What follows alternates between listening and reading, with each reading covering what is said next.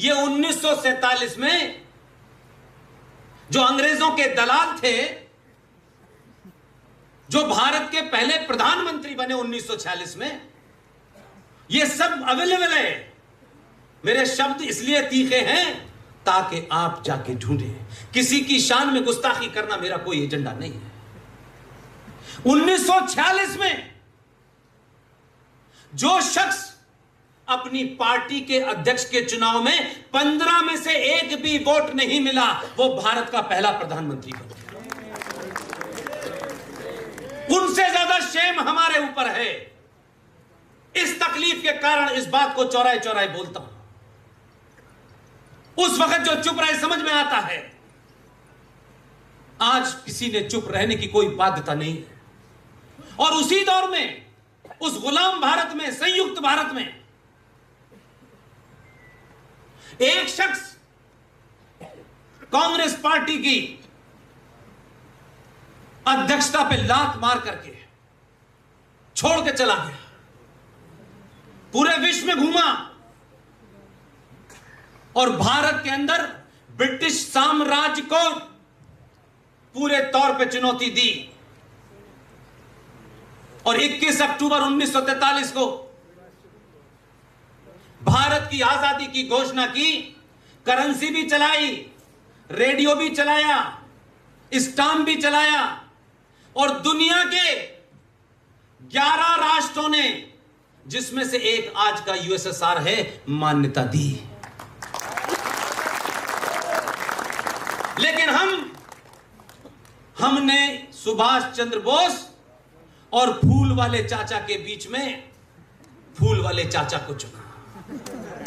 यह हमारे अंदर का लालच और कायरता दिखाती है। हमें बहादुर थे, ऐसा नहीं था कि आज ही कुछ बयानवीर पैदा हो गए हैं। उस वक्त भी आपके बीच में बहादुर थे। आपने बहादुरों को बहादुर नहीं कहा। लेकिन बोलते रहिए, जोर जोर से बोलते रहिए। इस लालच में मत रहिए कि मेरा बोला हुआ मुख्यमंत्री सुन लें, तो टेलीफोन करके बुलाएं कि देवरिया से टिकट ले लो। कोई नहीं सुनेगा।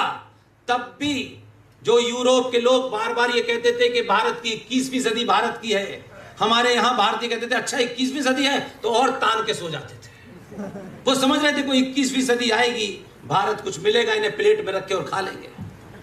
यही 21वीं सदी के बारे में जो आपसे पूरी दुनिया कह रही थी कि 21वीं सदी भारत की होगी, यही है कि आपको इस संचार क्रांति ने 700-800 साल से जो आपने अपने अंदर आग दबा रखी थी, उसको जोर जोर से बोलिए। और उसके बोलने के कारण ही इस संचार क्रांति के माध्यम से आपने पहली बार अपने दिल पे हाथ रखिए। सच अपने आप से बोलिए, किसी सार्वजनिक मंच पे बोलने की आवश्यकता नहीं। आपने पिछले 70 सालों में वोट देने से पहले अपनी जाति, उम्मीदवार की जाति, कौन सी पार्टी, किस दलित की है, पिछड़ों की है, ठाकुर है, बनिया है, ब्राह्मण है, वगैरह वगैरह वगैरह करके आपने वोट दिया था। कोई और जिम्मेदार नहीं है। ऐसे ऐसे आपने देश के प्रधानमंत्री चुने, ऐसे ऐसे चुने। आज हम बात करते हैं कि हम आचार्य चाणक्य के वंशज हैं, हम चंद्रगुप्त के वंशज हैं। ये हम कह तो सकते हैं, लेकिन वोट हमने इन 70 सालों में यादव, ब्राह्मण, ठाकुर, बनिया होके दिया। इस संचार क्रांति ने आपके अंदर से भ्रांतियां खत्म की और 2014 इसलिए पैदा हुआ कि पहली बार आपने सनातनी होके वोट दिया।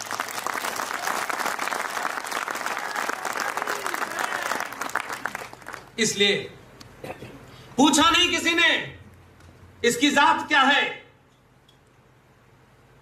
क्या हो गया आपको, इसलिए नहीं पूछा कि आपको पहली बार बोध हो गया कि हम प्रधानमंत्री चुन रहे हैं, बेटी के लिए लड़का नहीं चुन रहे हैं। और जब आप बदले तो सत्ता पे बैठने वालों को इस बात का पता है कि सनातनियों ने सड़क बनाने के लिए नहीं चुना है, समझ गए वो क्या बनाने के लिए चुना है। यही वजह है 1995 में भारत का प्रधानमंत्री पुर्तगाल गया, वहां बहुत से गुजराती रहते हैं जो मेरे टच में हैं। पुर्तगाल छोटा सा देश है, एक खिलाड़ी की वजह से दुनिया जानती, बाकी किसी को पता नहीं। लेकिन हमारा दुर्भाग्य कि इस पूरे कालखंड में 450 साल तक पुर्तगालियों ने हमारे ऊपर राज किया। गोवा में वो दास्तान जाके देखिए, वो खंबा खड़ा हुआ है। हम जाते हैं गोवा में किस लिए? कि जो काम यहां नहीं कर पा रहे वहां करेंगे। इसके अलावा कोई और एजेंडा है आपका? गोवा जाइए, खूब कूदिए पानी में, लेकिन वहां आप वो भी देखिए जो मुझे दिखता है। मैं तो अभी एक फंक्शन में गया,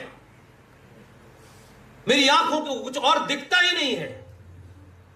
वहां एक खंबा मिला मुझे, उस खंबे की कहानी पता की मैंने। फिर मुझे 2 राइटर्स ने, पत्रकारों ने बताया, उनके मत को मानने को तैयार नहीं होता था, उसके दोनों हाथ बांध करके काट दिए जाते थे, इसलिए उस पोल का नाम है हथकतलू।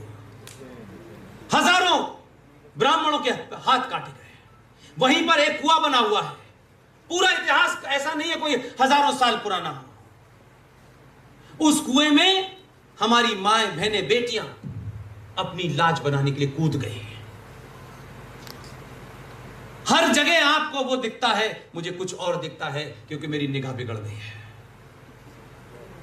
इसलिए हर दिन चलते फिरते कोई और ख्याल आता ही नहीं जिंदगी में। और आज के युवा अगर यहां बैठे हैं,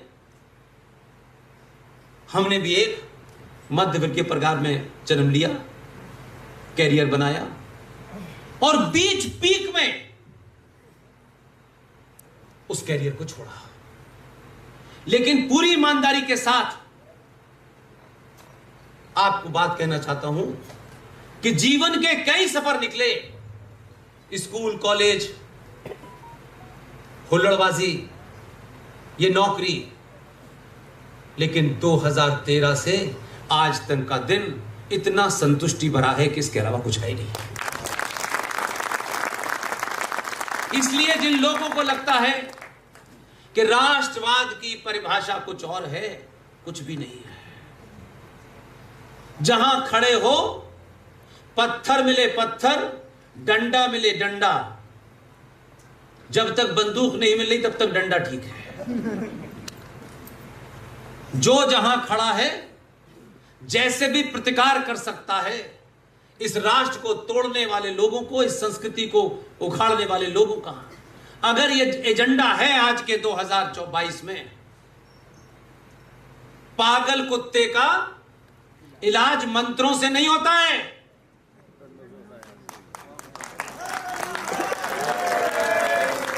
कोई कंफ्यूजन नहीं है। पागल कुत्ते को आखिर में गोली मारनी पड़ती है, अच्छा लगे या न लगे। आज भी 2022 के भारत में सरकार आपकी, सत्ता आपकी, 20 राज्यों में आप, इतने करोड़ हिंदुओं में अवेयरनेस, तब भी आप नैरेटिव नहीं सेट कर रहे। आज भी क्या हो रहा है, वो तय करते हैं नुपुर का सर तन से जुदा, वो ये तय करते हैं, और हम फेसबुक पे लिख करके उनका प्रतिकार करते हैं। न सरकार उनकी, न व्यवस्था उनकी, उसके बावजूद भी गलत बात के ऊपर, झूठी बात के ऊपर, उन्होंने जो संसद में कानून पास हुआ, जिस पर राष्ट्रपति ने साइन किए, उस कानून के खिलाफ उन्होंने एक मूवमेंट बना दिया। एक छोटी सी जगह से सरकार कुछ नहीं कर पाई, न्यायपालिका कुछ नहीं कर पाई, और कहा कि हम इसे नहीं मानेंगे। लेकिन उनका कॉन्फिडेंस देखिए। अभी हाल में हमारे साथी, युवा साथी विष्णु शंकर जैन, जो सुप्रीम कोर्ट के वकील हैं, जिनके पिताजी हरिशंकर जैन, जिन्होंने राम जन्मभूमि के ऊपर एक ऐतिहासिक फैसला उनके कारण हुआ था। जब उसने बाबा की खोज कर ली मस्जिद के अंदर,